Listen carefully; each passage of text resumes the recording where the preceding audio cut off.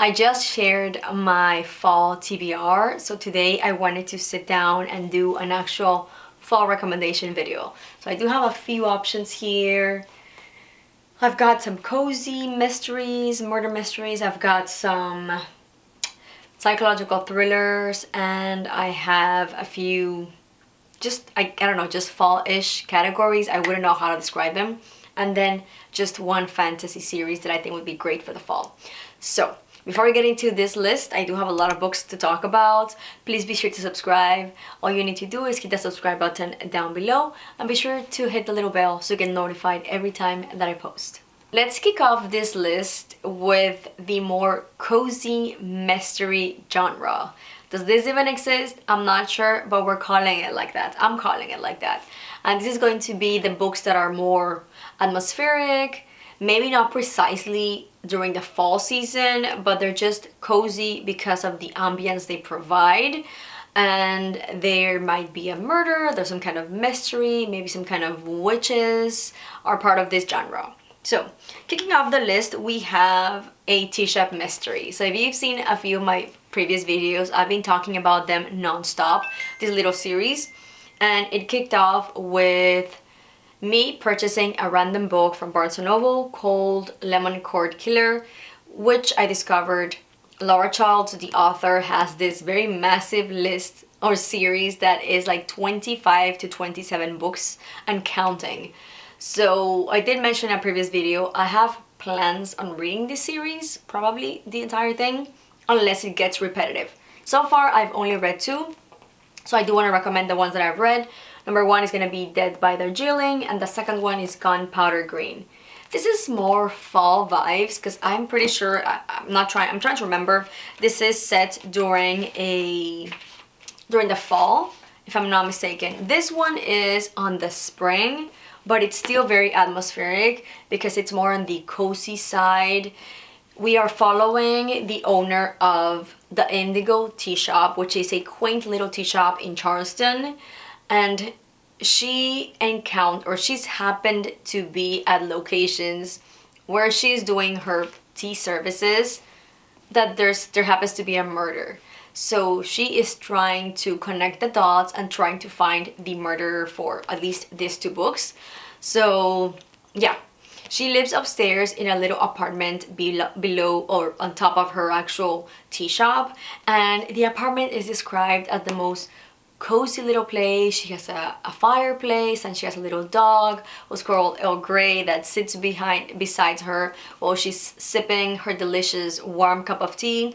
So this book, that's what I'm saying, it's like more on the cozy side, even though it's not precisely fall. It is very cozy. I loved it. I am so eager to start the book number 3, but I am in the middle of one that I have to finish before the end of September.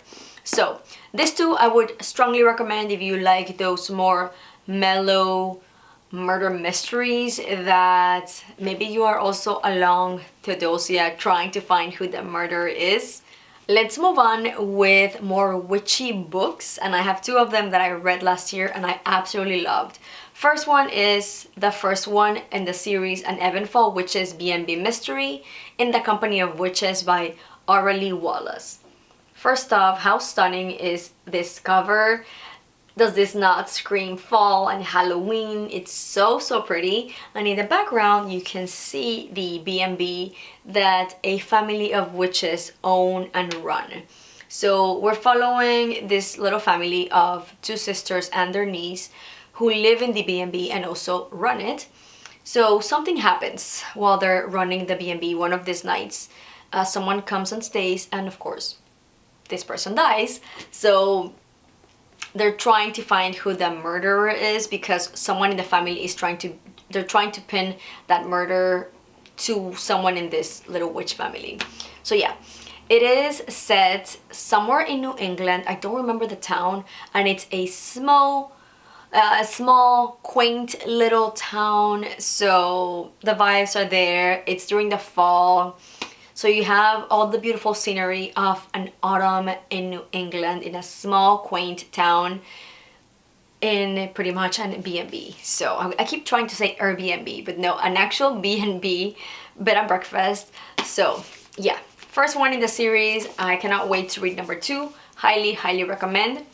Number 2 on my little witchy books, I've got The Very Secret Society of Irregular Witches by Sangu Mandana.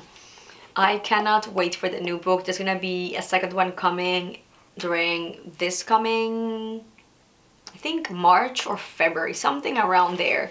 And this was such a good book. So we're following Micah, I don't know how to pronounce it. I think it's Micah, that's her, the little witch, and she's playing pretend to be a witch here on YouTube because she in reality is a witch, but she has to hide it on her everyday life. So she's playing pretend, right? On pretending to be a witch on YouTube and making videos.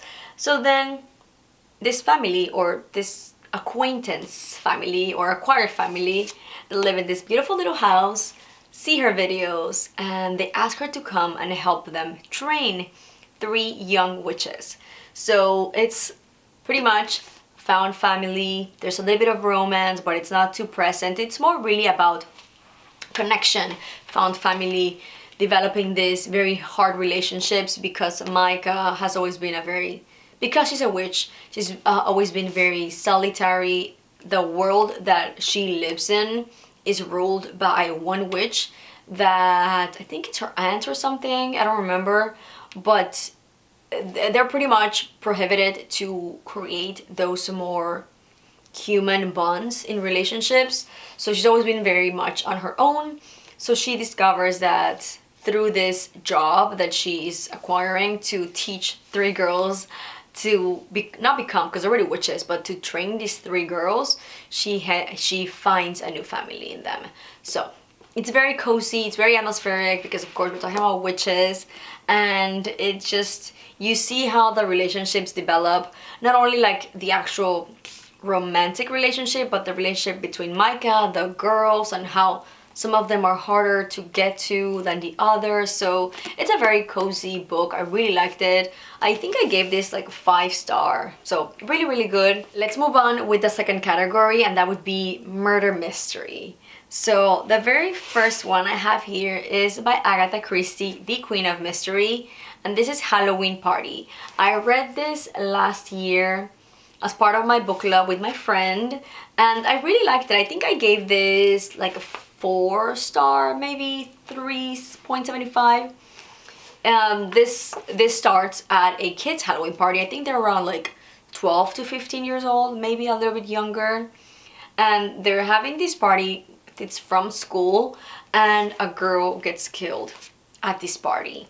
So during the book, Hercule Poirot, which is one of Agatha Christie's main and first detective, comes into scene to help solve this murder. So this is not on the cozy side. It's very atmospheric because it's during a Halloween party, and then, you know, it's obviously the fall when it's happening. It's fun. I liked it a lot, actually. I liked that it's more on the whodunit, because there's a few suspects, so I was trying to go along with Poirot, trying to find out who it was.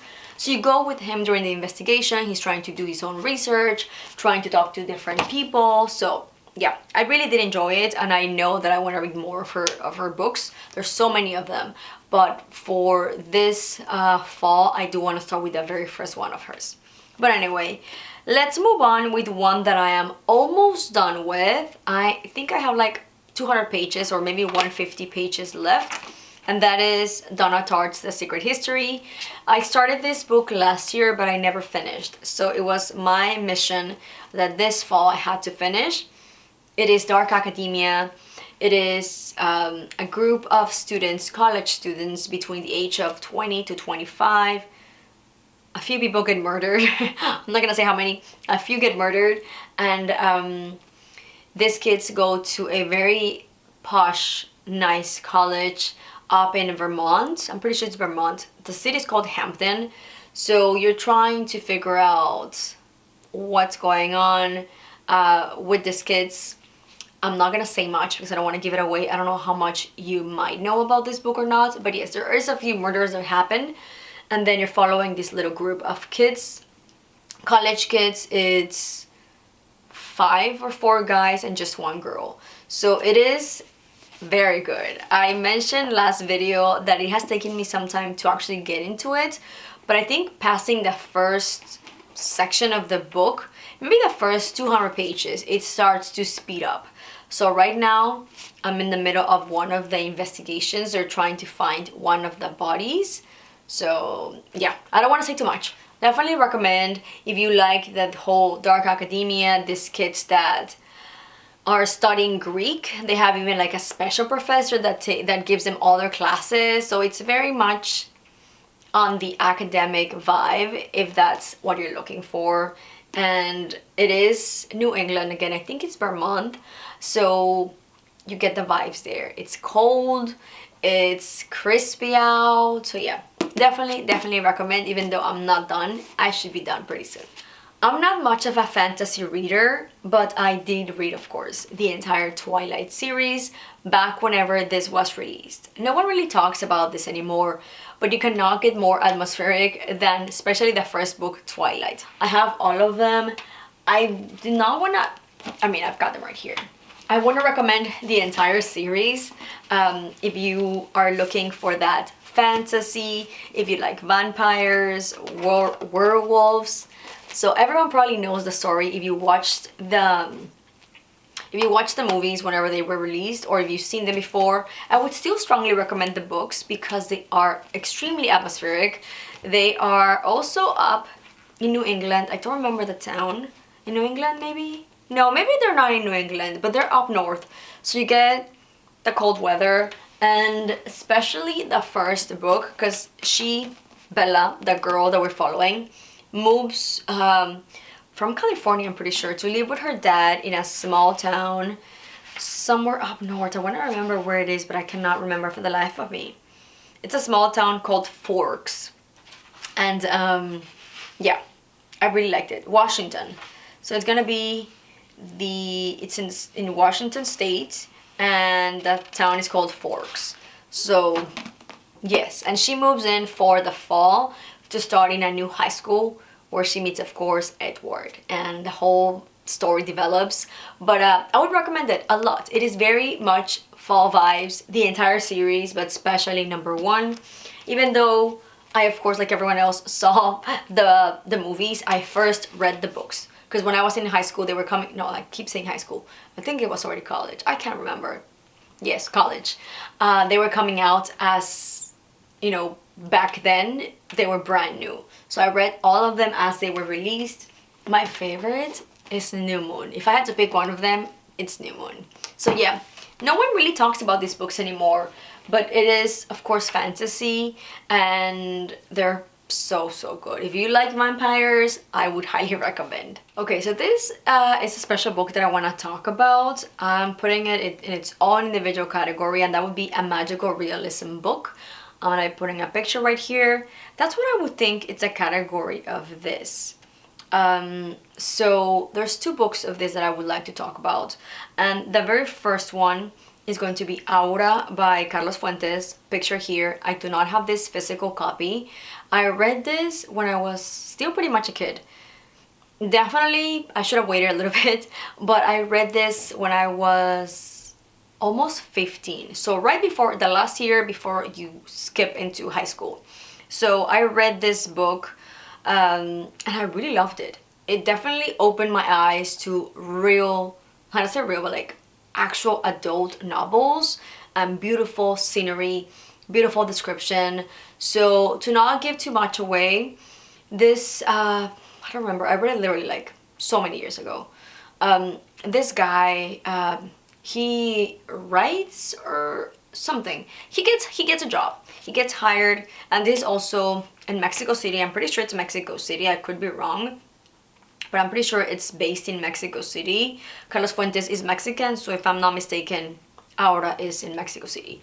So anyway, he's a young guy, and he gets a job in this house, in this house lives a very creepy older lady, and he gets hired to either rewrite or do something with her late husband's letters or something like that. Her late husband has some kind of work that he did in writing, so he gets hired to redo this work, kind of like rewrite everything and get fresh papers, fresh copies. My memory is like really fading right now, but the book is so good and you get an ending that you're really not expecting. So definitely recommend reading it. And in this house also lives a girl, like a younger girl, probably around his age, or maybe a little younger. So not like a little girl, I'm talking like a young woman. And I don't know if it's like supposed to be like her niece or her her granddaughter, or just someone that helps around the house. I cannot remember. But this two, the guy and the woman, start developing a more flirty kind of relationship. And yeah, things start happening. The house is very creepy, it's very old, so you get definitely that almost witchy, almost scary thing. It is more on the scary side around the books that I've mentioned, but it is such a good book. I need to do a reread. I need to buy that. Probably next time I go to Mexico, I'm gonna try to find it. It was such a good book. I rated this 5 stars. I really loved it. And then to wrap this up, I've got a few books in the actual thriller, psychological thriller category, starting with a book that I read last year, The Housemaid by Rita McFadden. I know if you've been anywhere on TikTok, you know this book is everywhere, and also here on YouTube. I really loved it. One of those books that you cannot put down. It's definitely a page turner. You want to know what's happening. You cannot put it down. I read this also pretty quick, I think in like 5 days, which is a lot for me. And one of those that also the ending really catches you by surprise in such a good way. I was like, oh my goodness. You're following this girl. I can't remember her name. I think she just got out of jail whenever the book starts. And she gets a job as a housemaid in this very rich house. And things start to look a little bit odd as she's there. There's something wrong with the wife, and she's finding out what's going on. So very good psychological thriller. So many twists and turns you definitely don't see coming. Speaking of psychological thrillers and twists and turns, it's another book that I read years and years ago, and this is No More Sleep, Gone Girl by Gillian Flynn. I've read 2 of her books, both of them I would strongly recommend. Gone Girl, oof, it's so dark, it's so twisted. I loved it. And this book, I think I read, I used to put the actual dates of whenever I bought them and read them. So this is from January 2013. And such a good book. It's the story of a couple, and you get it in 2 different kind of like sections. So first you get the story of how they fall in love, told by him and then told by her, and then how it all came crashing down and what happened. So very good. Again, so many twists, so many turns, a lot of very explicit things happen. So yeah, definitely read the trigger warnings because there are a few, but it was really good. So this is the first one that I've ever read of Gillian Flynn. And then I don't have the physical copy because I have it on my Kindle, but I'll put a picture here. After that one, years later, I think I just read this book last year or 2 years ago, was Sharp Objects. Another great thriller. That same thing with the thrillers that I'm mentioning, your jaw just drops at the very end whenever you figure out what actually is going on. Really good. You're following a girl that used to live with a very abusive mom. She has a younger sister, so as soon as she can get out of there, she gets out of there. I think she becomes a journalist. I can't remember the name of her. And she comes back home because there's something, I think there's some girls going missing or something like that. So she comes back to cover this story because it's her hometown. So she stays there for way longer than she anticipated and she wanted. And while she's there, she starts discovering things that she didn't know. And again, really good. The ending, she always kind of like felt bad because she left her sister, but I think her sister was like the favorite, and there was already a lot of, as her growing up, a lot of differences between her and her sister. So yeah, really good. Oh my goodness, so good. If you want this jaw-dropping, you cannot stop reading, highly recommend this too, and then the other one by Gillian Flynn. So anyway guys, this video is gonna be super long, probably over 25 minutes. I do apologize. I tried to make it as quick as I could, but just a few recommendations. I hope you enjoyed it. Let me know in the comments below if you have any good recommendations. What's your favorite genre to read during the fall? And yeah, like always, if you enjoyed this video, please give it a big thumbs up and don't forget to subscribe. I'll see you in the next one. Bye!